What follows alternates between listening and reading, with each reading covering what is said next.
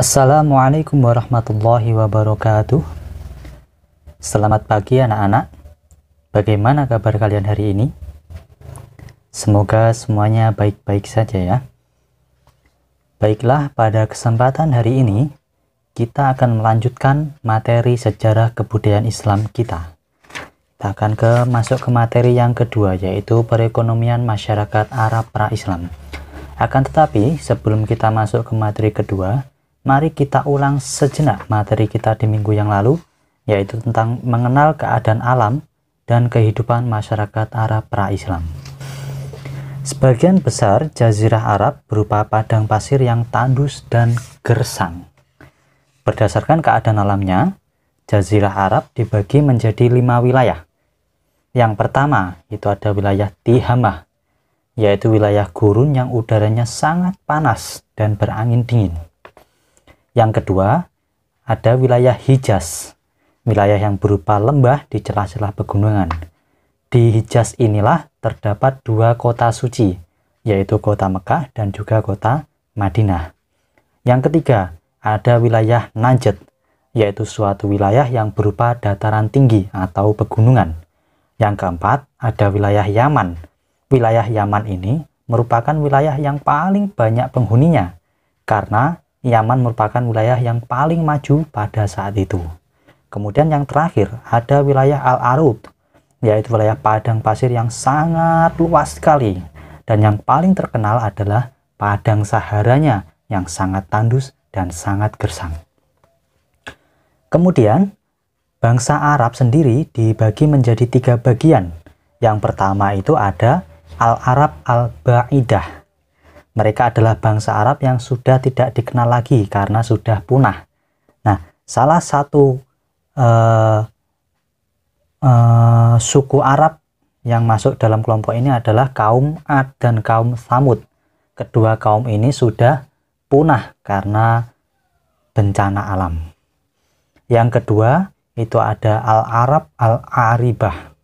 Mereka adalah bangsa Arab yang berasal dari keturunan Ya'rib bin Syakib dan disebut juga bangsa Arab Khotan yang berdomisili di Yaman. Yang terakhir, ini ada bangsa Al-Arab Al-Musta'arobah. Mereka adalah bangsa Arab dari keturunan Nabi Ismail alaihissalam. Bangsa Arab ini merupakan sebagian besar dari penduduk Jazirah Arab, baik yang tinggal di kota-kota maupun di pedesaan. Yang selanjutnya, kehidupan masyarakat Arab pra-Islam sendiri pada saat itu masih belum teratur, terutama mereka yang tinggal di pedalaman. Mereka masih suka berpindah-pindah tempat, mencari tempat yang subur untuk menggembalakan hewan-hewan ternaknya.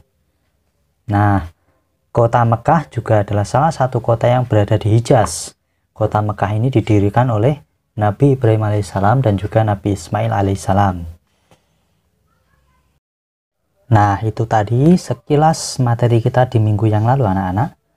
Sekarang kita akan mulai masuk ke materi yang baru, yaitu perekonomian masyarakat Arab pra-Islam. Pada materi ini, kita akan membahas 2 topik. Topik yang pertama adalah mata pencarian masyarakat Arab pra-Islam. Topik yang kedua, tata cara berdagang masyarakat Arab pra-Islam. Kita bahas dulu topik kita yang pertama, yaitu mata pencaharian masyarakat Arab pra-Islam. Sebagian besar daerah Arab adalah daerah gersang dan tandus berupa padang pasir yang luas. Menurut tempat tinggalnya, penduduk Jazirah Arab ada 2 macam, yaitu penduduk yang tinggal di kota dan penduduk yang tinggal di desa. Untuk penduduk yang tinggal di kota, ini biasa disebut dengan Haldori atau Ahlul Haldoroh. Artinya adalah penduduk yang menetap.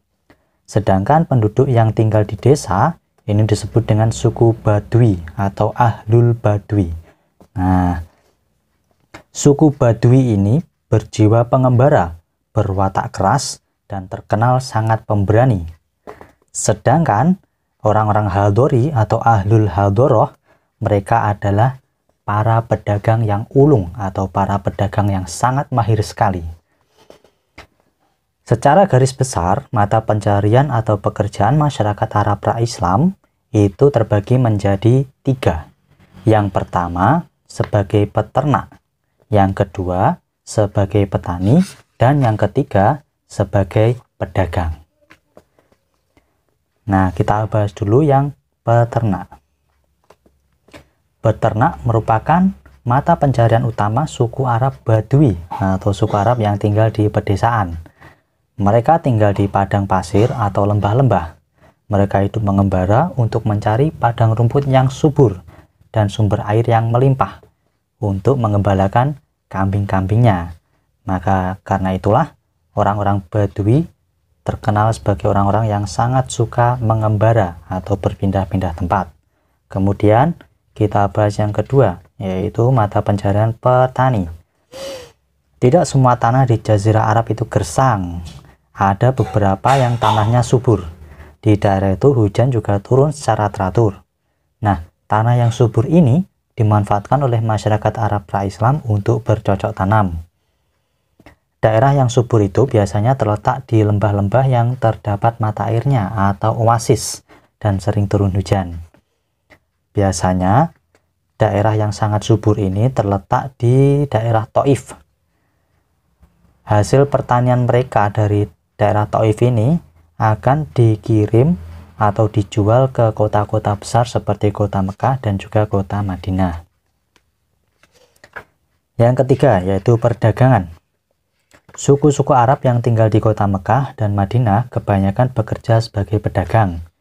Karena ini adalah wilayah perkotaan, jadi sebagian besar masyarakatnya bekerja sebagai pedagang.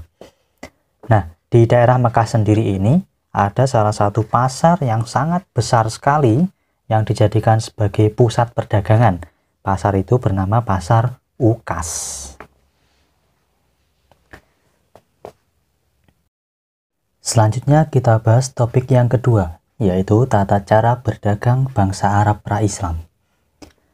Mata pencaharian masyarakat Arab pra-Islam yang terpenting itu adalah berdagang.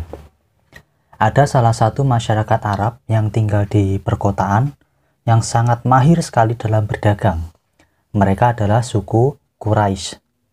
Suku Quraisy ini berdagang hampir sepanjang tahun.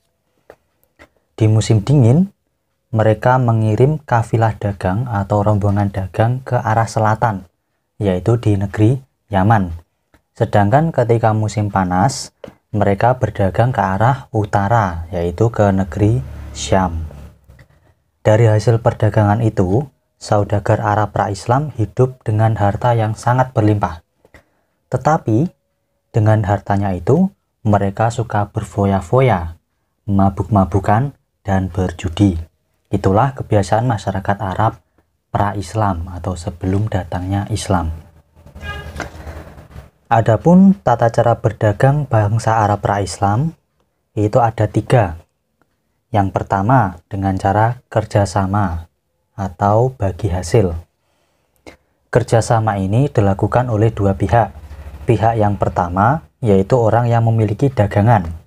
Sementara pihak yang kedua adalah orang yang menjalankan perdagangan tersebut. Kemudian keuntungan dari berdagang itu dibagi menjadi 2. Cara berdagang seperti itu juga pernah dilakukan oleh Nabi Muhammad SAW bersama dengan Khadijah. Pada waktu itu Nabi Muhammad yang menjalankan perdagangan milik Khadijah. Yang kedua, berdagang dengan cara berombongan atau kafilah. Kafilah adalah sebuah rombongan dagang dalam jumlah yang sangat besar. Beberapa pedagang berkumpul membentuk kafilah. Dalam perjalanannya, mereka dikawal oleh beberapa orang yang kuat untuk menjaga keselamatan dalam perjalanan. Kafilah ini biasanya menggunakan unta untuk mengangkut barang dagangannya. Mereka berjalan di malam hari dan beristirahat di siang hari. Untuk cara yang ketiga, yaitu mengatur waktu perjalanan. Supaya berhasil meraih keuntungan, masyarakat Arab pra-Islam biasanya menentukan hari yang tepat untuk berdagang. Masyarakat Arab pra-Islam dikenal sebagai bangsa pedagang. Mereka berdagang hingga keluar Jazirah Arab, misalnya ke negeri Yaman, Syam, Syria, dan sebagainya. Masyarakat Arab pra-Islam ini sangat giat dan sangat terkenal gigih dalam berdagang. baik di luar maupun di dalam Jazirah Arab. Biasanya, dagangan yang dibawa oleh masyarakat Arab pra-Islam itu berupa minyak wangi, kemenyan, kain sutra, barang logam, dan rempah-rempah. Barang-barang tersebut adalah yang dihasilkan dari Yaman. Yaman ini, seperti yang saya jelaskan di awal, merupakan daerah yang paling maju pada saat itu. Kafilah Quraisy membawa barang-barang tersebut ke pasar-pasar di Syam. Minyak wangi dan kemenyan sangat laris di negeri-negeri tersebut. Ketika mereka kembali ke Syam, mereka membawa gandum, minyak zaitun, dan tekstil untuk dijual di Madinah, karena barang-barang itu sangat laris di kota Madinah. Begitulah tata cara berdagang masyarakat Arab pra-Islam, sehingga para pedagang pada saat itu memiliki harta yang sangat berlimpah sekali.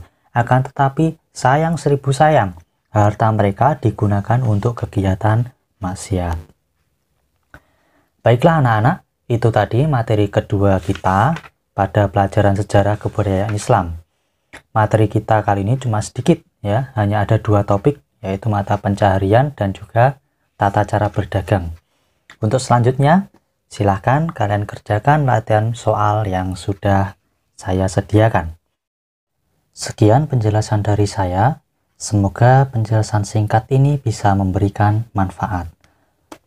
Saya akhiri pertemuan hari ini. Assalamualaikum warahmatullahi wabarakatuh.